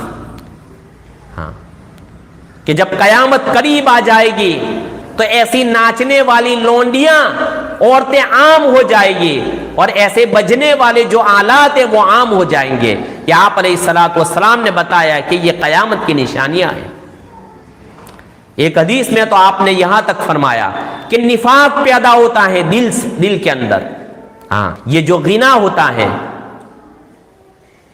گانا بجانا جو ہوتا ہے، موسیقی جو ہوتی ہے، ہمارے دلوں کے اندر نفاق پیدا کرتی ہے. ہاں، الغناء ينبت النفاق، کے اندر نفاق پیدا ہوتا ہے. کما ينبت الماء الزرع، کھیتی کے اندر پانی ڈالا جاتا ہے تو پانی کے ذریعے جیسے کھیتی، اور یہ بالکل اگتی ہے، اس میں دو رائے نہیں ہو سکتی. اس سے بھی زیادہ یقینی چیز ہے کہ غنا کے ذریعے، موسیقی کے ذریعے، گانے بجانے کے ذریعے دلوں کے اندر نفاق پیدا ہوتا ہے. اور نفاق کتنی خطرناک بیماری ہے. منافقین کے بارے میں فرمایا ان المنافقین فی الدرک الاسفل، کہ جہنم کے سب سے نچلے طبقے میں جائیں گے. یہ اعتقادی نفاق ہے، اور ان جیسے اعمال اگر کریں گے تو یہ عملی نفاق کہلائے گا. تو اس سے ہمیں بہت زیادہ میری محترم ماں اور بہنیں پرہیز کرنے کی ضرورت ہے. بلکہ اس سے بھی آگے رسول پاک علیہ الصلوۃ والسلام نے تو یہاں تک فرمایا کہ یہ اپنے سروں کے اوپر ایسی عورتوں کو رکھیں گے جو گانے والی ہوگی، اور معازف، گانا ان کے سروں پر بجایا جائے گا. اللہ تعالیٰ ان کو بندر بنا دے گا اور ان کو اللہ تعالیٰ سور بنا دے گا. یہ حدیث ہے. آخری زمانے میں ایسا ہوگا کہ ایسی لونڈیوں کو رکھیں گے اور ایسے آلات کو رکھیں گے اور اس کو سنیں گے. اس کی وجہ سے اللہ تعالیٰ ان کو بندر بھی بنا دیں گے اور ان کو اللہ تعالیٰ خنزیر بھی بنا دیں گے. دوسری ایک بہت بڑی خرابی، اللہ تعالیٰ ہماری حفاظت فرمائے، یہ ویڈیو گرافی ہیں اور فوٹو گرافی ہیں. گناہ کبیرہ ہیں اور اس کو اچھا سمجھ کر ہم کرتے ہیں. اگر اس کو اچھا ہم سمجھیں گے تو اس پر توبہ کی توفیق نہیں ملے گی، اس لیے کہ جس کو گناہ ہی نہیں سمجھتے اس پر توبہ بندہ کیسے کرے گا؟ ویڈیوگرافی اور فوٹوگرافی بالکل حرام اور ناجائز ہیں، کسی بھی حالت میں شریعت نے اس کی اجازت ہمیں نہیں دی۔ ویڈیو کرنا، فوٹو لینا اور پھر اس کو اپنے اسٹیٹس پر چڑھانا دیوسی کی علامت ہے، بے غیرتی کی علامت ہے، اور بے حیائی اپنی انتہا کو پہنچ چکی ہے۔ یہ اللہ تعالیٰ ہمیں توبہ کی توفیق عطا فرمائے۔ بڑے خطرناک جرائم اور بڑے خطرناک یہ گناہ ہیں۔ حضور پاک علیہ الصلوۃ والسلام نے کیا فرمایا؟ اشد الناس عذابا یوم القیامت المصورون، کہ قیامت کے دن سب سے زیادہ سخت عذاب ان کو دیا جائے گا جو تصویر لینے والے ہیں۔ تصویر کھینچوانے کے اندر چاہے وہ مجسمہ بنایا جائے، چاہے وہ کاغذ کے اوپر تصویر بنائی جائے، یا ڈیجیٹل جو کیمرہ ہمارے پاس ہوتا ہے، جو موبائل ہوتا ہے اس کے اندر یہ تصویر لی جائے، یہ ساری شکلیں اس میں برابر ہیں۔ شرک تو یہیں سے پیدا ہوتا ہے، ورنہ آدم علیہ الصلوۃ والسلام کے زمانے میں کوئی شرک نہیں تھا، کوئی کافر اور مشرک نہیں تھا۔ حضرت نوح علیہ الصلوۃ والسلام کے زمانے میں یہ چیزیں پیدا ہوئی کہ انہوں نے اپنے بزرگوں کے مجسمے بنائے، ان کی تعظیم کرنے لگے، اور تعظیم کے اندر انہوں نے اتنا زیادہ غلو کیا، تعظیم میں اتنے زیادہ وہ آگے بڑھ گئے، یہاں تک کہ انہوں نے اپنے بزرگوں کے مجسموں کو اپنا معبود بنا لیا اور اسی کے سامنے اپنی پیشانیاں ٹیکنے لگے۔ تو یہاں سے شرک کی ابتدا ہوتی ہے۔ فوٹوگرافی ہے، ویڈیوگرافی ہے۔ حدیث میں تو یہاں تک حضور پاک علیہ الصلوۃ والسلام نے فرمایا کہ قیامت کے دن ان تصویر کھینچنے والوں کو کھڑا کیا جائے گا اللہ کے سامنے، اور ان کی تصویریں ان کے سامنے پیش کی جائے گی کہ دیکھو تم نے موبائل کے اندر یہ تصویر بنائی تھی، یہ فوٹو تم نے لیا تھا، احیوا ما خلقتم، اس کے اندر تم جان ڈالو۔ اب جان ڈالنا یہ تو اللہ تعالیٰ کا کام ہے، آج تک کسی نے کسی مجسمے میں جان نہیں ڈالی۔ قیامت کے دن اس بات کا ان کو مکلف کیا جائے گا اور کہا جائے گا یہ تمہاری تصویریں ہیں، احیوا ما خلقتم، تم نے اللہ تعالیٰ کے ساتھ مشابہت اختیار کرنے کی کوشش کی تھی، لہذا اس کے اندر تم جان ڈالو۔ وَلَيْسَ بِنَافِخ، اور وہ جان نہیں ڈال سکے گا۔ فَطُرِحَ فِي النَّارِ، اس کو جہنم میں ڈال دیا جائے گا۔ اس لیے اپنے آپ کو میری محترم ماں اور بہنیں ایسی چیزوں سے بچائیں۔ آج دیکھو کہ ہم عمرہ کرنے کے لیے جب جاتی ہیں، عمرہ کرنے کے لیے جب جاتے ہیں، وہاں پر بھی عین طواف کے موقع پر مسجد حرام کے اندر تصویریں لی جاتی ہیں اور ہمارے ملک کے اندر بھیجی جاتی ہیں کہ دیکھو ہم طواف کرتے ہیں۔ ہاں، وہ نبی کہ جو تصویر کو مٹانے کے واسطے آئے تھے، جو ان چیزوں کو ختم کرنے کے لیے آئے تھے، لیکن آج لوگ وہاں جاتے ہیں، اس نبی کی قبر کے سامنے ایسی بے حیائی کی حرکتیں کرتے ہیں۔ کتنے نبی ناراض ہوں گے؟ میری محترمہ مائیں اور بہنیں، ان چیزوں سے آج بہت زیادہ ہمیں پرہیز کرنے کی ضرورت ہے۔ ہاں، ایک مرتبہ ہمارے قاری صدیق باندوی رحمت اللہ علیہ بہت بڑے بزرگ ہیں، ایک مرتبہ کسی کے مکان میں دعا کرانے کے لیے گئے، دیکھا کہ مکان میں ادھر ادھر کونوں پر تصویریں پڑی ہوئی ہیں، آپ دعا کے لیے ہاتھ نہیں اٹھاتے۔ کہا کہ حضرت دعا فرمائیے۔ کہا کہ میں کیسے دعا کروں؟ آمین کہنے والے فرشتے تو کمرے میں داخل نہیں ہوتے، وہ تو باہر کھڑے ہیں، میری دعا پر کون آمین کہے گا؟ اشارہ کیا، لا تدخل الملائکہ بیتا فیہ کلب او تصاویر، کہ ایسے گھروں میں فرشتے داخل جن گھروں کے اندر تصاویر ہوتی ہیں یا جن گھروں کے اندر کتا ہوتے ہیں، تو ایسے گھروں میں داخل نہیں ہوتے۔ اس لیے میرے محترم ماں اور بہنیں، ان تمام چیزوں سے ہمیں بہت زیادہ پرہیز کرنے کی ضرورتیں، اپنے نکاحوں کو بہت زیادہ آسان بناویں۔ حضور پاک علیہ الصلوۃ والسلام نے فرمایا کہ دیکھو، جو کسی عورت کے ساتھ نکاح کرے گا، مال کی وجہ سے نکاح کرے گا، مال کی وجہ سے، کہ مجھے بہت زیادہ جہیز ملے گا. آپ علیہ الصلوۃ والسلام فرماتے ہیں لم یزدہ الا فقرا، تو اللہ تعالیٰ اس کو فقیر بنا دیں گے کہ تم نے محض مال کی وجہ سے نکاح کیا. اور جو کسی عورت کے ساتھ نکاح کرے گا کہ یہ عورت بہت زیادہ مشہور ہے، پوری دنیا کے اندر مشہور ہے، تو اس کی شہرت میں سے مجھے بھی حصہ ملے گا، تو اللہ تعالیٰ اس کو کمینہ بنا دیں گے کہ تو شہرت کی وجہ سے عورت سے نکاح کرتا ہے. نکاح تو اس وجہ سے کیا جاتا ہے کہ اللہ تعالیٰ ہماری آنکھوں کو پاک کر دے، ہماری ناموس کو اللہ تعالیٰ پاک کر دے، اور اللہ تعالیٰ امت میں بڑھوتری پیدا فرماوے. ایسی اچھی نیتوں سے نکاح کیا جاتا ہے، ورنہ ایسی نیتوں سے نکاح نہیں کیا جاتا.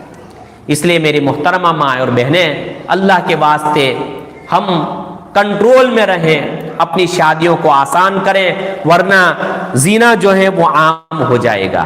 ہاں، حضور پاک علیہ الصلوۃ والسلام نے جو طریقے ہمیں بتائے ہیں، سنت میں کتنے فائدے ہیں. اساس الخیر متابعت النبی صلی اللہ علیہ وسلم. سب سے بڑی خیر کیا ہے؟ کہ سب سے بڑی خیر حضور پاک علیہ الصلوۃ والسلام کی پیروی ہے، فی قولہ و فعلہ. آپ نے جو باتیں فرمائی ہیں، آپ کی باتوں کا اتباع ہے، اور آپ نے جو کام کیے ہیں، آپ کے کاموں کا اتباع ہے. آپ نے خود 11 نکاح فرمائے، آپ نے اپنی بیٹیوں کا نکاح کیا، آپ نے بھی تو ولیمہ کیا. حضور پاک علیہ الصلوۃ والسلام کا ایک ولیمہ تو ایسا تھا کہ آپ سفر میں تھے، کھانے پینے کا کوئی خاص انتظام نہیں کیا گیا، بلکہ ساتھیوں سے کہا کہ بھائی جس کے پاس جو کھانا ہو وہ لا کر رکھ دو. چمڑے کا دسترخوان بچھایا گیا، کسی نے کھجور لا کر رکھ دیا، کسی نے ستو لا کر رکھ دیا، کسی نے پنیر لا کر رکھ دی. آپ نے برکت کی دعا فرمائی اور فرمایا کہ یہ ولیمہ ہے، کھا لو. ایک ولیمہ آپ نے ایسا کیا کہ پیٹ بھر کر لوگوں کو کھلایا. مہر فاطمی کی ضد کرنا یہ بھی صحیح نہیں ہے. ہاں، بعض مرتبہ بیچارہ لاڑی والا ہوتا ہے، تھیلے والا ہوتا ہے، رکشے والا ہوتا ہے، جس کو بقدر قوت روزی میسر ہوتی ہے، لیکن ہم اس کے پاس مطالبہ کریں کہ آپ کو 1.5 کلو چاندی دینی پڑے گی جس کو مہر فاطمی کہا جاتا ہے. وہ بیچارہ کہاں سے لائے گا؟ آج ہم جانتے ہیں 1 لاکھ کے قریب ہے مہر فاطمی، وہ کہاں سے کما کر لائے گا؟ یہ ضروری نہیں ہے کہ مہر فاطمی ہی سنت ہو. استعداد اللہ تعالیٰ نے دی ہے تو مہر فاطمی دینی چاہیے، اور ضرور دینی چاہیے، لیکن اگر استعداد نہیں ہے تو جو بھی مہر میسر ہو وہ دے دینی چاہیے. ہاں، 30 گرام چاندی یہ مہر ہے شریعت میں. حضور پاک علیہ الصلوۃ والسلام نے فرمایا کہ 10 درہم مہر ہیں. آج کل اس کی مقدار ہم نکالتے ہیں تو تقریباً 30-31 گرام جو ہیں وہ چاندی ہوتی ہے. 2500-3000 روپے ہوتے ہیں. چلو 5000 دیں، 10,000 دیں، 20,000 دیں، 25,000 دیں. حضور پاک علیہ الصلوۃ والسلام نے بعض مرتبہ ایسا بھی نکاح فرمایا کہ آپ نے کم سے کم مہر دی. حضرت ام سلمہ رضی اللہ تعالیٰ عنہ کے ساتھ جو آپ نے نکاح فرمایا، اس میں آپ کی مہر کیا تھی؟ بس یہ 10 درہم تھے، جس کے آج کل 3000 روپے بنتے ہیں. وہ مہر آپ نے دی. حضرت عمر رضی اللہ تعالیٰ عنہ فرمایا کرتے تھے کہ دیکھو، مہر میں زیادتی مت کرو، مہر کے اندر زیادتی مت کرو. اگر یہ دنیا کے اندر اور آخرت کے اندر تقوی کی چیز ہوتی اور اچھی چیز ہوتی تو حضور پاک علیہ الصلوۃ والسلام اس کو بہت بڑھاتے. لیکن آپ کی آخری عام طور پر مہر کیا ہوتی تھی؟ جس کو مہر فاطمی کہتے ہیں. تو مہر فاطمی ہی دینا سنت نہیں ہے، بلکہ جس کی جتنی استعداد ہو اسی استعداد کے مطابق مہر کو متعین کرنی چاہیے. ہاں، البتہ کم سے کم اتنی رہنی چاہیے، اس سے کم نہیں ہونی چاہیے. 10 درہم جس کی مقدار میں نے آپ کے سامنے بتائی کہ 30-35 گرام جو ہے وہ چاندی. تو ہمارے نکاحوں کے اندر سادگی کو ہم پیدا کریں. ہاں، اور دوسری بات، ہم اپنے بچوں کی تربیت کریں. آج ہمارے بچے بالکل باہر نکل رہے ہیں. آج ہمارے بچوں کو بگاڑنے کے لیے یورپ میں اور امریکہ میں میٹنگیں ہو رہی ہیں کہ مسلمانوں کے بچوں کو بگاڑا جائے. ہاں، میں نے پہلے ہی اشارہ کیا کہ بچوں کو صالح اور نیک بنائے گی ہماری گودیں، ماؤں کی گودیں. مدرسہ اور اسکول تو دوسرے نمبر پر ہیں، سب سے بڑا مدرسہ یہ ہماری گود ہے. ہاں، ایک مرتبہ ایک آدمی ایک بزرگ کے پاس آئے اور کہا کہ حضرت میں اپنے بچے کی تربیت کرنا چاہتا ہوں، کس طرح تربیت کروں؟ کہا کہ کیا آپ کی بیوی امید سے ہیں؟ کہا کہ نہیں حضرت، بچہ تو 6 سال کا ہو چکا۔ کہا کہ 6 سال تو تم نے یوں ہی ضائع کر دیے۔ بچہ پیدا ہونے کے بعد اس کی تربیت نہیں ہوتی، بلکہ عورت امید سے جب ہوتی ہے اسی وقت سے تربیت ہوتی ہے۔ جیسے میں نے ابھی شیخ معین الدین چشتی رحمۃ اللہ علیہ کے والدہ کا واقعہ سنایا کہ امید سے ہے تبھی سے اس کی تربیت شروع، کہ پاک صاف رہنا، باوضو رہنا، کثرت سے قرآن کریم کی تلاوت کرنا، نمازوں کا اہتمام کرنا، یہیں سے بچے کی تربیت کا دور شروع ہوتا ہے۔ تو اپنے بچوں کی تربیت کریں، گھروں میں تعلیم زندہ کریں۔ آج بھی حیائی کا دور ہے، ایمان سوز ماحول چل رہا ہے، حیا سوز ماحول چل رہا ہے۔ میں آپ کو ایک مثال دوں، حضرت یعقوب علیہ السلام بہت بڑے نبی ہیں، جلیل القدر نبی ہیں۔ ان کے والد حضرت اسحاق بھی نبی ہیں، ان کے دادا حضرت ابراہیم علیہ السلام بھی نبی ہیں۔ یعقوب علیہ السلام کی وفات کا جب وقت قریب آیا تو انہوں نے اپنی اولاد کو جمع کیا۔ اولاد کو جمع کرنے کے بعد کیا سوال کرتے ہیں؟ میرے بعد تم کیا کھاؤ گے؟ میرے بعد کیا کاروبار کرو گے؟ میرا کتنا ورثہ ہے، کس طرح اس کو تقسیم کرو گے؟ کوئی سوال نہیں کیا۔ سب سے بنیادی سوال جو قرآن نے نقل کیا ہے، ما تعبدون من، میرے چلے جانے کے بعد تم کس کی عبادت کرو گے؟ کس کی عبادت کرو گے؟ حالانکہ ان کی اولاد کے اندر نبیوں کا خون دوڑ رہا ہے، ان کو معلوم نہیں ہوگا کہ میری اولاد کیسی ہے، لیکن پھر بھی ماحول کا جو اثر ہوتا ہے وہ بہت غلط اثر ہوتا ہے۔ برا ماحول ہماری اولاد کو بگاڑ دیتا ہے۔ اس لیے میری محترمہ مائیں اور بہنیں اپنی اولاد کی خوب تربیت کریں، وقت پر ان کو مدرسوں میں بھیجیں، وقت پر ان کو اسکول میں بھیجیں، اور آنے کے بعد کہیں کہ کون سا سبق تم کو آج دیا گیا اور کون سا سبق تم نے سنایا۔ ان کا امتحان لیں، ان کے لیے دعائیں کریں، ربنا ہب لنا من ازواجنا وذریاتنا قرۃ اعین، یا اللہ ہماری اولاد کو ہماری آنکھوں کی ٹھنڈک بنا دے۔ ان کو بڑے بڑے موبائل ابھی سے نہ دیں، اس کے نقصانات بتاویں۔ آج موبائل کے اندر خیر کم ہے، شر اور نقصان بہت زیادہ ہیں، اور نفس امارہ ہر ایک کے ساتھ لگا ہوا ہے۔ اس لیے موبائل دینے سے پرہیز کریں۔ اپنے گھروں کے اندر میری محترم مائیں اور بہنیں تعلیم کو زندہ کریں۔ ہاں، تعلیم کو زندہ کریں گے، علم کی روشنی ہمارے گھروں میں ہوگی، اللہ تعالیٰ جہنم سے آزاد کریں گے۔ قوا انفسکم واہلیکم نارا، اپنے آپ کو اور اپنی اولاد کو تم جہنم کی آگ سے بچاؤ۔ حضرت علی رضی اللہ تعالیٰ عنہ اس کی تفسیر میں فرماتے ہیں کہ علموہم الدین، کہ جہنم سے بچانا کیا ہے؟ کہ جہنم سے بچانا یہ ہے کہ ان کو دین سکھاؤ۔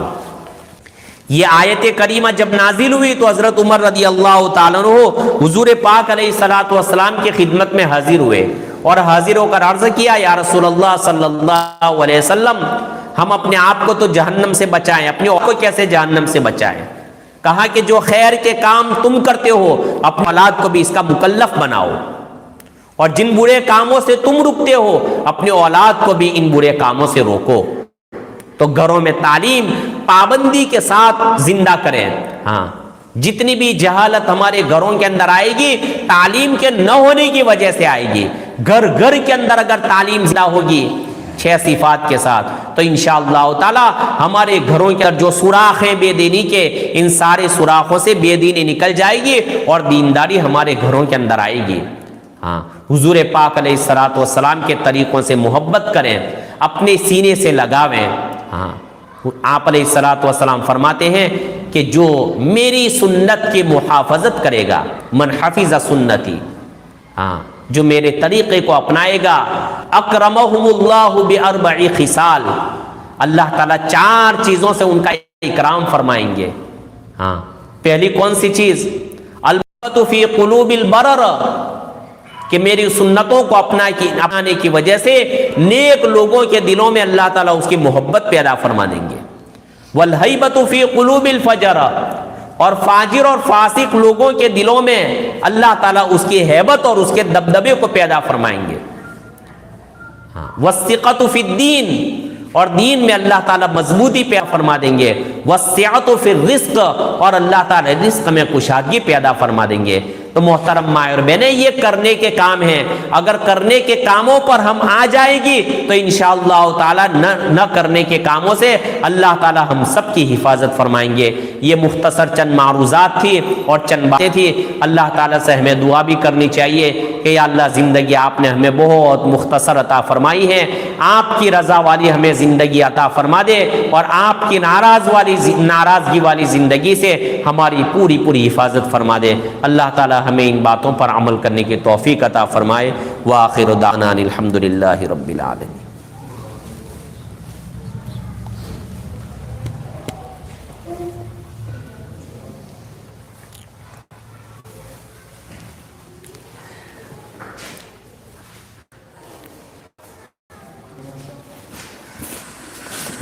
دعا پڑھ لیں۔ سبحان اللہ وبحمدہ، سبحانک اللہم وبحمدک، نشہد ان لا الہ الا انت، نستغفرک ونتوب الیک۔ سبحان ربک رب العزت عما یصفون، وسلام علی المرسلین، والحمد للہ رب العالمین، برحمتک یا ارحم الراحمین۔ اب اپنے گھروں میں آہستہ آہستہ نکل جائیں، سکون اور وقار کے ساتھ، زیادہ بھیڑ